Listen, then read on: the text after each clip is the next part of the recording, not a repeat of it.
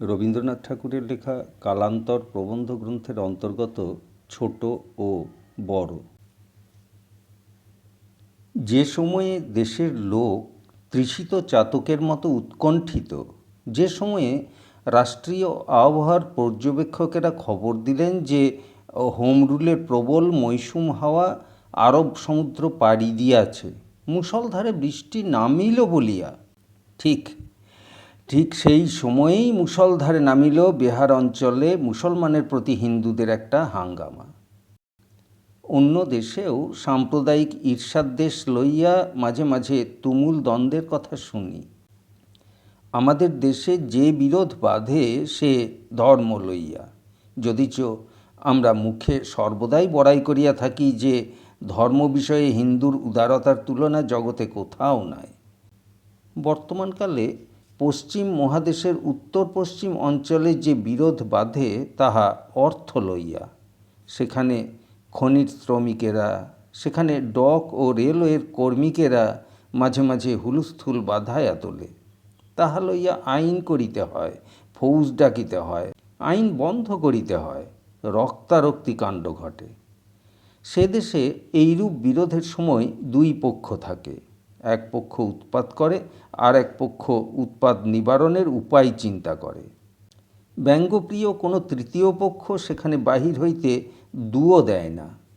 কিন্তু আমাদের দুঃখের বাসর ঘরে শুধু যে বর ও কনের দ্বৈততত্ত্ব তাহা নহে, তৃতীয় একটি কুটুম্বিনী আছেন, অট্টহাস্য এবং কানমলার কাজে তিনি প্রস্তুত। ইংল্যান্ডে এক সময় ছিল যখন একদিকে তার রাষ্ট্রযন্ত্রটা পাকা হইয়া উঠিতেছে, এমন সময়ই প্রোটেস্ট্যান্ট ও রোমান ক্যাথলিকদের মধ্যে দ্বন্দ্ব চলিতেছিল। সেই দ্বন্দ্বে দুই সম্প্রদায় যে পরস্পরের প্রতি বরাবর সুবিচার করিয়াছে তাহা নহে, এমনকি বহুকাল পর্যন্ত ক্যাথলিকরা বহু অধিকার হইতে বঞ্চিত হইয়াই কাটাইয়াছে। আজও কোনো বিশেষ একটি সাম্প্রদায়িক চার্চের ব্যয়ভার ইংল্যান্ডের সমস্ত লোককে বহন করিতে হইতেছে। সে দেশের অন্য সম্প্রদায়গুলির প্রতি ইহা অন্যায়। অশান্তি ও অসাম্যের এই বাহ্যিক ও মানসিক কারণগুলি আজ ইংল্যান্ডে নিরুপদ্রব হইয়া উঠিয়াছে কেন? যেহেতু সেখানে সমস্ত দেশের লোকে মিলিয়া একটি আপন শাসনতন্ত্র পাইয়াছে। এই শাসনভার যদি সম্পূর্ণ বিদেশির পরে থাকিত, তবে যেখানে জোড়া মেলে নাই সেখানে ক্রমাগত ঠোকাঠুকি বাঁধিয়া বিচ্ছেদ স্থায়ী হইত। একদিন ব্রিটিশ পলিটিক্সে স্কটল্যান্ড ও ইংল্যান্ডের বিরোধ কম তীব্র ছিল না, কেননা উভয় জাতির মধ্যে ভাষা, ভাব, রুচি, প্রথা ও ঐতিহাসিক স্মৃতিধারার সত্যকারই পার্থক্য ছিল। দ্বন্দ্বের ভিতর দিয়াই দ্বন্দ্ব ক্রমে ঘুচিয়াছে। এই দ্বন্দ্ব ঘুচিবার প্রধান কারণ এই যে ইংরেজ ও স্কচ উভয়েই একটা শাসনতন্ত্র পাইয়াছে, যাহা উভয়েরই স্বাধিকারে, যাহাতে সম্পদে ও বিপদে উভয়েরই শক্তি সমান কাজ করিতেছে।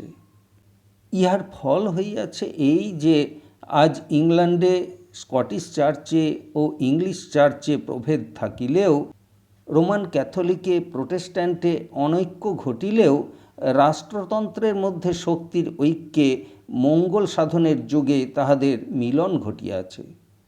ইহাদের মাথার উপর একটি তৃতীয় পক্ষ যদি সম্পূর্ণ স্বতন্ত্র থাকিয়া আপন ইচ্ছামতো ইহাদিগকে চালনা করিত, তাহা হইলে কোনো কালেই কি ইহাদের জোর মিলিত?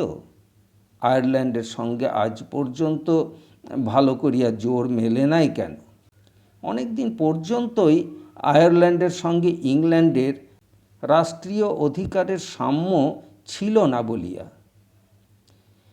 এ কথা মানিতেই হইবে, আমাদের দেশে ধর্ম লইয়া হিন্দু মুসলমানের মধ্যে একটা কঠিন বিরুদ্ধতা আছে।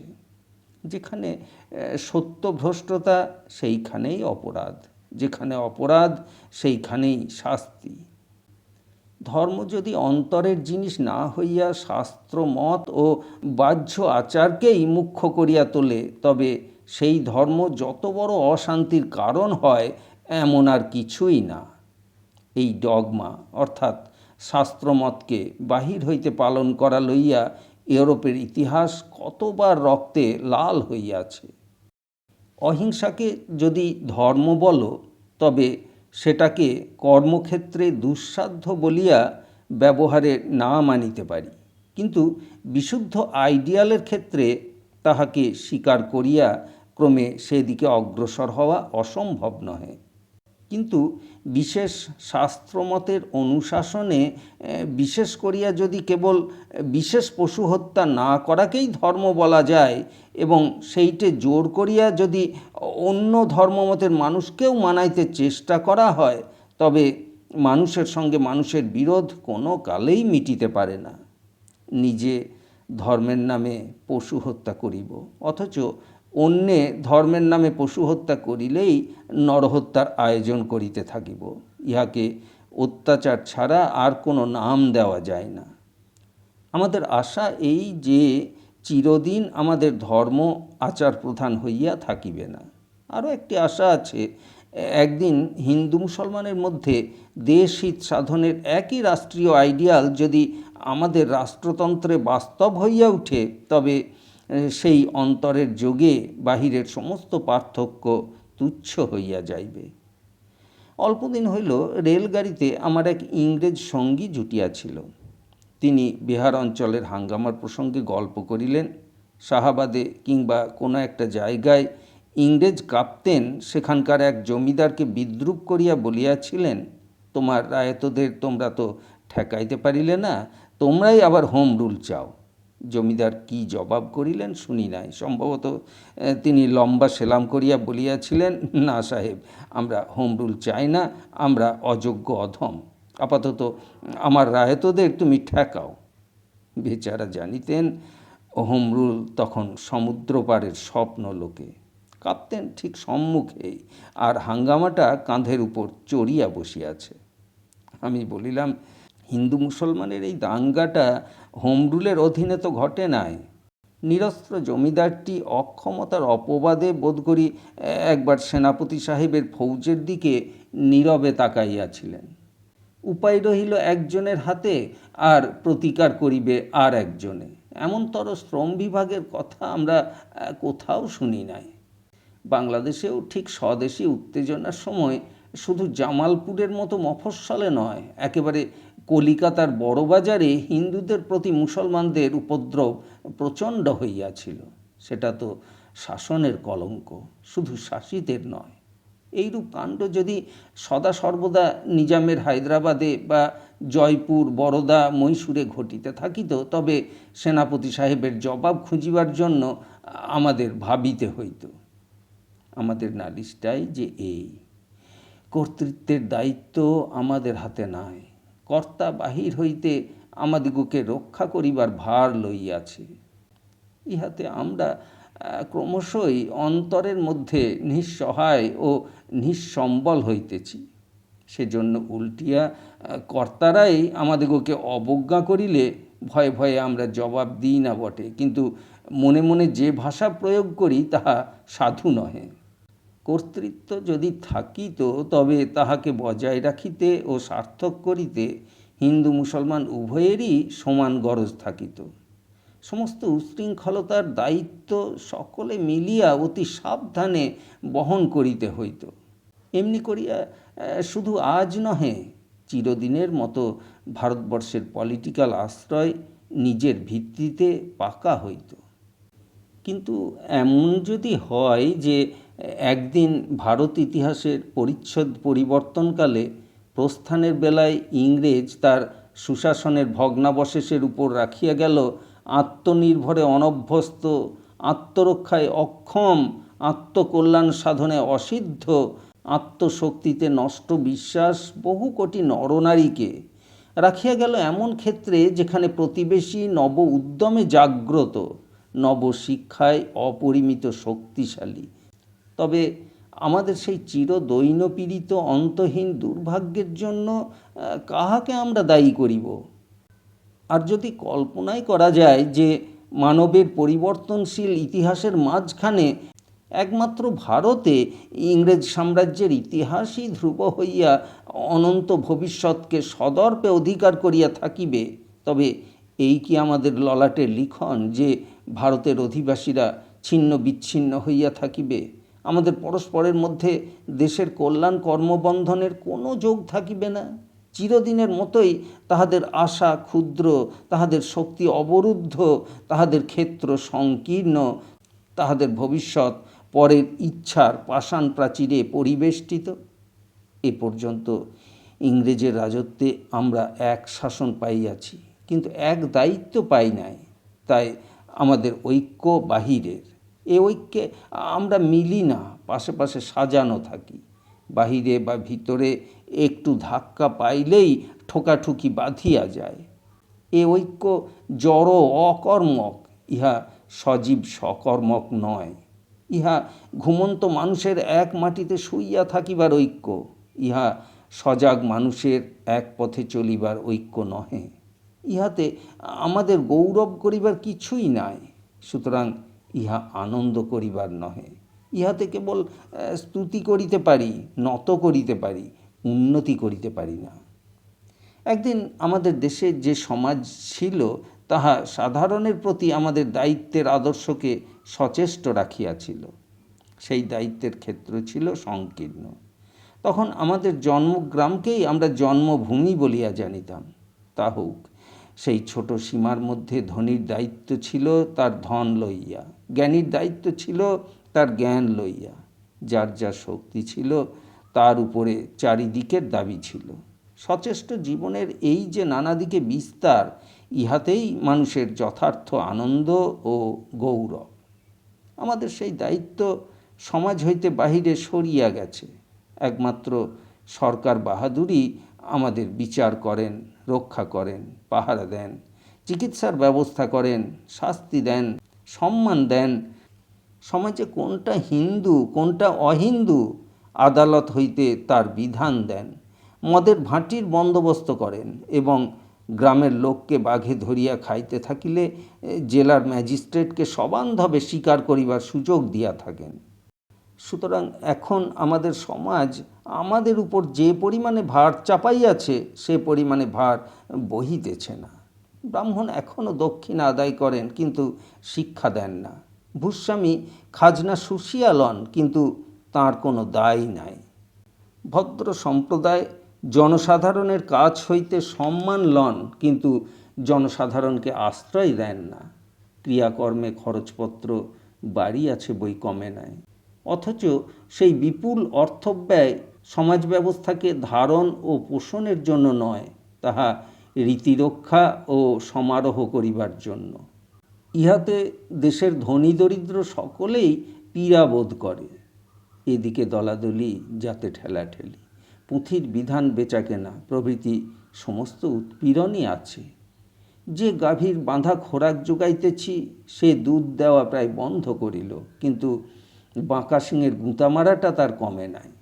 যে ব্যবস্থা সমাজের ভিতরে ছিল, সেটা বাহিরে আসিয়া পড়াতে সুব্যবস্থা হইল কিনা সেটা লইয়া তর্ক নয়। মানুষ যদি কতকগুলা পাথরের টুকরা হইত, তবে তাহাকে কেমন করিয়া শৃঙ্খলাবদ্ধ রূপে সাজাইয়া কাজে লাগানো যায়, সেইটাই সবচেয়ে বড় কথা হইত। কিন্তু মানুষ যে মানুষ, তাকে বাঁচিতে হইবে, বাড়িতে হইবে, চলিতে হইবে। তাই এ কথাটা মানিতেই হইবে যে দেশের সম্বন্ধে দেশের লোকের চেষ্টাকে নিরুদ্ধ করিয়া যে নিরানন্দের জড়ভার দেশের বুকে চাপিয়া বসিতেছে, সেটা শুধু যে নিষ্ঠুর তাহা নহে, সেটা রাষ্ট্রনীতি হিসাবে নিন্দনীয়। আমরা যে অধিকার চাহিতেছি, তাহা ঔদ্ধত্য করিবার বা প্রভুত্ব করিবার অধিকার নহে। আমরা সকল ক্ষুধাতুরকে ঠেকাইয়া জগৎ সংসারটাকে একলা দুহিয়া লইবার জন্য লম্বা লাঠি কাঁধে লইতে চাই না। যুদ্ধে নরঘাত সম্বন্ধে বিশ্বের সকলের চেয়ে বড় শক্তি, বড় উদ্যোগ ও বড় উৎসাহ রাখি বলিয়া শয়তানকে লজ্জা দিবার দুরাকাঙ্ক্ষা আমাদের নাই। নিরীহ হিন্দু বলিয়া প্রবল পশ্চিম আমাদের উপরে যে শ্লেষ প্রয়োগ করে, তাহাকেই তিলক করিয়া আমাদের ললাটকে আমরা লাঞ্ছিত রাখিব। আধ্যাত্মিক বলিয়া আমাদের আধুনিক শাসনকর্তারা আমাদের পরে যে কটাক্ষ বর্ষণ করিয়াছেন, তারই সরসজ্জায় শেষ পর্যন্ত শয়ান থাকিতে আমরা দুঃখ বোধ করিব না। আমরা কেবলমাত্র আপন দেশের সেবা করিবার, তার দায়িত্ব গ্রহণ করিবার স্বাভাবিক অধিকার চাই। এই অধিকার হইতে ভ্রষ্ট হইয়া আশাহীন অকর্মণ্যতার দুঃখ ভিতরে ভিতরে অসহ্য হইয়াছে। এই জন্যই সম্প্রতি জনসেবার জন্য আমাদের যুবকদের মধ্যে একটা প্রবল আগ্রহ দেখিতে পায়। নিরাপদ শান্তির আওতায় মানুষ বাঁচে না। কেননা যেটা মানুষের অন্তরতম আবেগ, তাহা বাড়িয়া চলিবার আবেগ। মহৎ লক্ষ্যের প্রতি আত্মোৎসর্গ করিয়া দুঃখ স্বীকার করাই সেই বাড়িয়া চলিবার গতি। সকল বড় জাতির ইতিহাসেই এই গতির দুর্নিবার আবেগ ব্যর্থতা ও সার্থক্যের উপলবন্ধুর পথে গর্জিয়া ফেনাইয়া বাধা ভাঙিয়া চুরিয়া ঝরিয়া পড়িতেছে। ইতিহাসের সেই মহৎ দৃশ্য আমাদের মতো পলিটিক্যাল পঙ্গুদের কাছ হইতেও আড়াল করিয়া রাখা অসম্ভব। এই জন্য যেসব যুবকের প্রকৃতিতে প্রাণের স্বাভাবিক উত্তেজনা আছে, মহতের উপদেশ ও ইতিহাসের শিক্ষা হইতে প্রেরণা লাভ করা সত্ত্বেও নিশ্চেষ্ট হইয়া থাকা তাদের কাছে যে মৃত্যুর চেয়ে দারুণতর, সে কথা আত্মহত্যাকালে শচীন্দ্র দাশগুপ্তের মর্মান্তিক বেদনার পত্রখানি পড়িলেই বুঝা যাইবে। কিন্তু কেবল ক্ষণে ক্ষণে বন্যা দুর্ভিক্ষের নৈমিত্তিক উপলক্ষে অন্তর্গূঢ় সমস্ত শুভচেষ্টা নির্মুক্ত হইতে পারে না। দেশব্যাপী নিত্যকর্মের মধ্যেই মানুষের বিচিত্র শক্তি বিচিত্রভাবে সফল হয়, নতুবা তার অধিকাংশই বদ্ধ হইয়া আন্তরিক নৈরাশ্যের উত্তাপে বিকৃত হইতে থাকে। এই বিকার হইতে দেশে নানা গোপন উপদ্রবের সৃষ্টি। এই জন্য দেখা যায় দেশের ধর্মবুদ্ধি ও শুভ চেষ্টার প্রতি কর্তৃপক্ষের সন্দেহ সুতীব্র। যে লোক স্বার্থপর বেঈমান, যে উদাসীন নিশ্চেষ্ট বর্তমানের গুপ্ত ব্যবস্থায়, তারই জীবনযাত্রা সকলের চেয়ে নিরাপদ। তারই উন্নতি ও পুরস্কারের পথে সকলের চেয়ে বাধা অল্প। নিঃস্বার্থ পরহিতৈষিতার জবাবদিহি ভয়ঙ্কর হইয়াছে। কেননা সন্দিগ্ধের কাছে এই প্রশ্নের উত্তর দেওয়া কঠিন যে মহৎ অধ্যবসায়ে তোমার দরকার কি? তুমি খাইয়া দাইয়া বিয়া থাওয়া করিয়া আপিসে আদালতে ঘুরিয়া মোটা বা সরু মাহিনায় যখন স্বচ্ছন্দে দিন কাটাইতে পারো, তখন ঘরের খাইয়া বনের মোষ তাড়াইতে যাও কেন? বস্তুত কর্তৃপক্ষ জানেন এই আলো এবং ওই ধোঁয়া একই কারণ হইতে উঠিতেছে। সে কারণটা নিষ্ক্রিয়তার অবসাদ হইতে দেশের শুভবুদ্ধির মুক্ত হইবার চেষ্টা।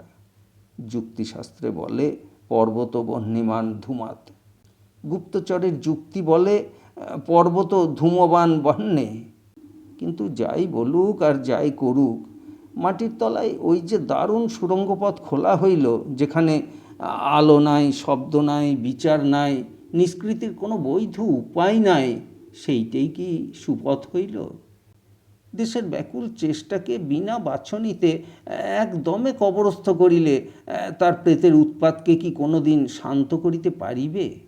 ক্ষুধার ছটফটানিকে বাহির হইতে কানমলা দিয়া ঠান্ডা করিয়া চির দুর্ভিক্ষকে ভদ্র আকার দান করায় যে যথার্থ ভদ্রনীতি, এমন কথা তো বলিতে পারি না।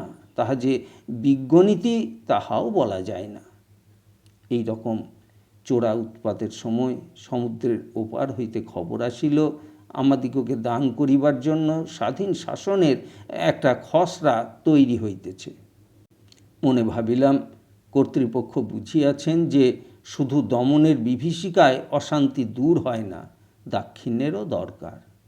দেশ আমার দেশ, সে তো কেবল এখানে জন্মিয়াছি বলিয়াই নয়, এ দেশের ইতিহাস সৃষ্টি ব্যাপারে আমার তপস্যার উপরে সমস্ত দেশের দাবি আছে বলিয়াই এ দেশ আমার দেশ। এই গভীর মহত্ববোধ যদি দেশের লোক অনুভব করিবার উৎসাহ পায়, তবেই এ দেশে ইংরেজ রাজত্বের ইতিহাস গৌরবান্বিত হইবে।